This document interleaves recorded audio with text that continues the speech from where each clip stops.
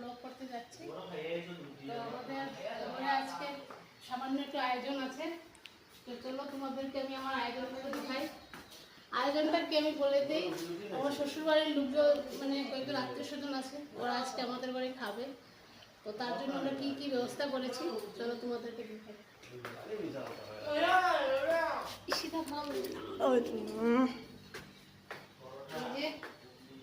মাছ হবে, মাংস হবে, আর এখানে দেখতে পাচ্ছ এই যে মাছের যে মশলাটা সেটা রেডি হচ্ছে। তো এটা হালকা একটা ঝোল করবো, পেঁয়াজ আদা কুচিয়ে, আর এই ধনিয়া পাতাটা দেবো। আর এদিকে এই যে আমার মা আমাকে হেল্প করে দিচ্ছে, আমার ভাইও হেল্প করছে, এই যে আমার ছেলে এখানে মাংসর ব্যবস্থাগুলো রেডি হচ্ছে। আর এটা শুক্তোর জন্য মা